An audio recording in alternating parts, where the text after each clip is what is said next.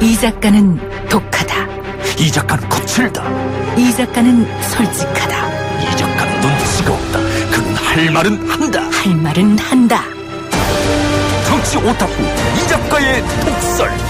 뉴스 정면 승부.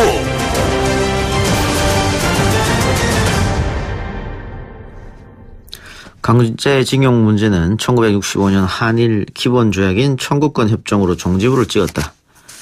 어제 일본 아베 총리가 NHK 방송에 직접 출연해 한일 관계에 대해서 한 말이었습니다. 박정희 정부 시절 한일 협정과 박근혜 정부 시절 위안부 합의, 이걸 이유로 과거사 문제가 일소됐다는 일본의 주장은 좀처럼 납득하기 힘듭니다. 돌아보면 오늘날 한국과 일본 사이에 가로놓인 문제의 상당수는 이 두 문제와 맞닿아 있죠. 무엇이 문제인지 전문가 의견 들어보겠습니다. 역사학자인 경희대 후마니타스 칼리지 김민철 교수 연결합니다. 교수님. 예, 안녕하세요. 네, 안녕하십니까.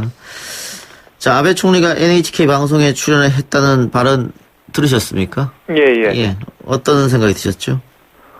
지금까지 일본 정부가 주장해오던 거를 다시 한 번 더 강하게 이야기를 한 셈이죠. 그거는 일본 정부뿐만 아니라 일본 사법부 역시 65년 한일협정으로 다 끝났다라는 게 지난 30년간에 걸쳤던 재판에서 일본 정부가 보여줬던 태도죠.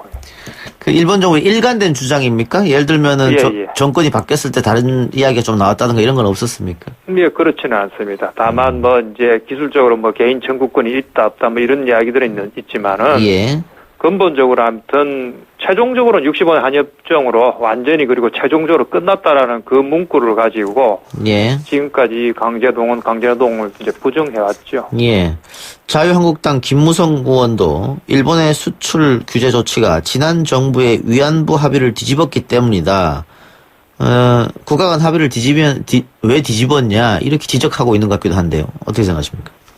글쎄, 분석은 그다지 설득력이 없는 것 같아요. 왜냐하면은 일본이 이렇게 이제 강하게 나온 거는 그냥 이렇게 돌출적으로 나온 게 아니고 이미 준비됐던 어떤 그 시나리오 또는 나름대로 로드맵에 따라서 나온 것이기 때문에 그중에 물론 위안부 합의에 대한 한국 정부의 태도 변화도 작용을 했겠죠. 그렇지만 근본적으로는 결국 65년 한일협정 체제가 일본으로서는 이게 만약 밀리면 다른 전체가 무너진다 하는 그런 위기의식도 좀 깔려있지 않나 그런 생각을 하고 있습니다. 다른 게 무너진다. 어떤 걸 우리가 떠올릴 수 있을까요? 그러니까 이제 가장 단순한 건데 일본은 아무튼 이 전쟁 전의 식민 지배나 전쟁에 대한 책임이 다 끝났다라고 주장을 하고 있고 그게 52년 샌프란시스코나 한국과의 경우에는 65년 한일협정은 끝났다라고 주장을 했는데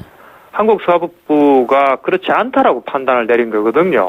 어떤 식민 지배에 대한 배상 책임 문제는 다뤄지지 않았고 또 강제노동이나 이런 또 반인도적 범죄 행위 문제 역시 다뤄지지 않았다라고 판단을 내렸기 때문에 그러면은 이거는 일본의 전후 보상 정책의 그 근본을 사실 부정한 것이죠. 그러면은 이게 향후 있을 이제 북일 수교 문제 또는 동아시아의 피해자들 문제까지 확산될 수도 있다라는 그런 판단을 했을 수도 있겠죠. 자, 먼저 이야기할게. 1965년도에 체결된 한일 청구권 협정인데 무상 3억, 또 차관 2억, 유상 3억, 그래서 총 8억 달러입니까? 총 8억 달러. 이거 손해배 보상인지 아니면은 경제 협력 자금인지 혹은 당시 일본 내 정치인들은 독립 축하금이다 이런 말도 했단 말이죠. 그렇게 비아냥했죠. 우선 그 돈을 받긴 받았는데 차관이 빌린 거니까 그건 별다른 문제가 아니고요. 무상 3억 달러를 받았는데 이게 무슨 돈이냐 이거 아닙니까? 그래서 그거는 형식은 청구권 자금이니까. 근데 경제협력 및 청구권 자금이기 때문에 말 그대로 그거는 경제협력과 이제 청구권 자금이죠, 이름 자체는. 그러면 그 청구권이라는 게 뭐냐 하는 건데, 당시 이제 한국 정부는 그 돈을 가지고 마치 식민 지배에 대한 배상으로 받았다라고 이제 정치적인 선전을 했고, 일본은 그냥 돈 준 거다. 그러니까 축하금 정도인 것이도 있고, 그렇게 이제 각국이 알아서 내부적으로 그렇게 선전을 했죠.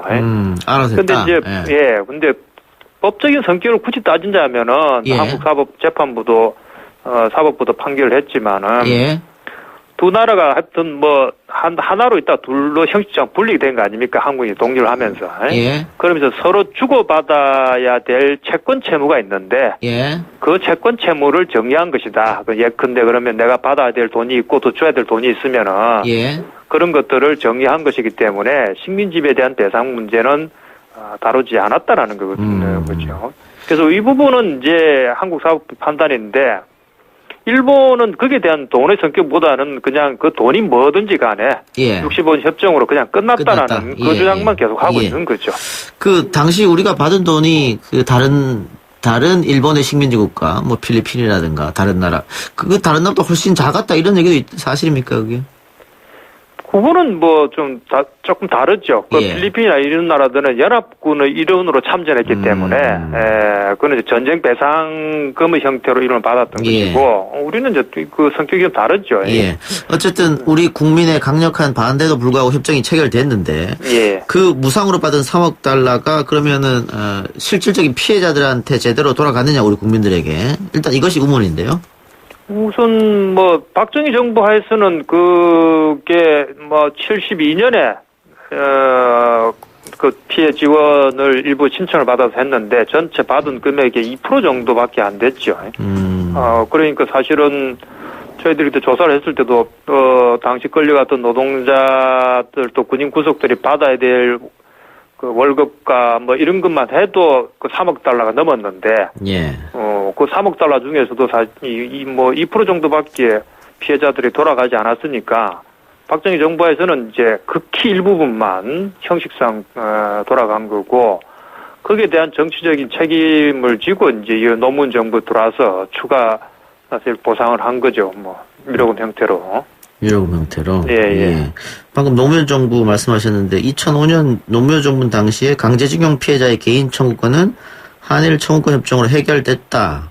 그때도 이런 얘기가 나왔었네요. 예, 그렇게 됐죠. 다만 이제 그 앞에 뭐라고 돼 있냐면은 65년 한일 협정은 식민지배에 대한 배상이 아니다. 배상 청구를 하지 않았다는 그 대전제가 있고 그러면 받은 돈이 뭐냐? 그래서 이제 그건 서로 재산상에 주고받아야 될 돈들을 정리한 것이다. 예. 그렇게 판단했고 거기에는 강제동원된 노동자들의 임금 같은 걸 받았다고 한국 정부는 해석을 한 거죠. 예. 일부 경제학자들 그리고 일본 우익들이 주장하는 것이 한국이 식민지 36년 시절 동안 뭐 손해만 본 게 아니고 결국은 그때 기본 인프라를 일본이 깔았기 때문에 나중에 성장할 수 있었고 또 한일협정 때 받은 돈 때문에 경제 성장하지 않았느냐 이런 주장을 많이 펼친단 말이죠. 예, 그게 뭐 일본에서는 일본 우익들이 주장하는 걸 이른바 이제 식민지 미화론이고 예. 한국의 뭐 경제학자들이 주장한 걸 뭐 식민지 근대화론이라고 뭐 이름을 붙이긴 하는데 예. 그건 이미 실정적으로도 그것이 잘못됐다라는 게 이미 판정이 난 거죠. 왜냐하면은 우선 이제 전쟁으로 인해서 그 남아있던 인프라도 다 재료가 됐으니까 한국 전쟁으로 인해 가지고 그리고 그 통계를 보면은 한국이 경제 성장한 건 결국은 60년대 이후에 들어와서 성장을 했기 때문에 그 이전의 성장이라는 거는 별로 의미가 없는 거죠. 그것조차도 이렇게 좀 뭐 한국 내에서 제대로 배분된 게 아니니까. 그러면 박근혜 정부 시절 위안부 합의도 한일 청구권 협정과 비슷하다 이렇게 보면 되겠습니까? 일본은 그건 전형적인 재판입니다. 예, 65년에 잘못됐던 그 협정을 당시 2015년에 와가지고 다시 똑같이 그런 같은 형태로 그런 합의를 한 거죠. 그건 결국은 뭐가 공통점이냐면은 일본 정부에 대한 법적인 책임을 제대로 규명하지 못했다는 문제인 거죠. 자, 문제는 두 사안 모두 외교적 합의라는 건데 국가 간 약속 이미 한 건데 이것을 어떻게 재협상하거나 뒤집을 수 있느냐 이런 주장을 하는 것 같아요. 우선 뭐 국제법에 따르더라도 사정이 바뀔 수가 있거든요. 예전에 그때는 몰랐던 게 새로운 사정이 드러났다든지 지금 같은 경우 한국의 경우에는 한국 사법부가 65년 협정에 대한 성격을 다르게 규정을 했고 그 다음에 이 징용에 대한 배상 책임이 있다라고 판정을 내리지 않았습니까? 그러면 사정이 바뀐 거죠. 그러면은 바뀌었기 때문에 그럼 그 바뀐 걸 놓고 협상을 할 수가 있는 거죠. 근데 지금 예. 이제 조금 더 말씀을 드리면은 예. 65년 한일협정 때 3조 2항에 따라서 이제 사실 이제 분쟁이 서로 생긴 거 아닙니까? 65년에 해결됐다고 하는 게 일본 주장이고 한국은 해결되지 않았다는 것이니까 그렇다면 이 문제에 대해서 양국이 서로 다시 해석을 어떻게 할 것인지 그걸 가지고 협의에 들어가야 되는 거죠. 예. 그 부분에서 한국 정부가 조금 타이밍을 좀 놓친 측면이 있습니다. 일본이 그렇게 요구를 했을 때 그러면 그 문제에 대해서 그럼 협의를 하자라고 했어야 되는데 그 부분은 조금 아마 그 국제법의 절차와 해석상에서 조금 다른 해석을 했던 것 같아요. 예. 근데 어쨌든 일본의 저런 조치로 인해서 우리 국민들이 지금 화가 좀 많이 난 상태고요. 저희 지금 방송 중에 댓글란도 우리도 맞대응해야 된다. 일본 제품 불매운동하고 일본 관광 안 가고 그런 얘기도 있고 또 그렇게 같이 대응하면 되겠느냐 이런 얘기도 있습니다. 교수님 어떻게 풀어야 할 것 같습니까? 예, 그거 참 어려운 문제인데요. 예. 일단은 제가 가지고 있는 단편적인 정보를 가지고 판단하면 아마 그 일본이 전면전을 하는 거는 할 것 같다는 생각이 듭니다. 할 것 같다. 예. 이건 경제 문제를 떠나서 왜냐하면은 앞서도 말씀드렸듯이 65년 협정에 대한 근본적인 해석이 차이가 있기 때문에 이 부분을 가지고 ICJ로 가든지 그렇게 그럴 가능성이 이제 많아 보이기 때문에 한국 정부 거기에 대한 철저한 준비를 좀 해야 되겠죠. 해야 되고 경제적인 문제는 과거와는 다르게 사실 일방적인 피해를 주거나 일방적으로 이득을 얻거나 그런 상황은 지금 아니죠.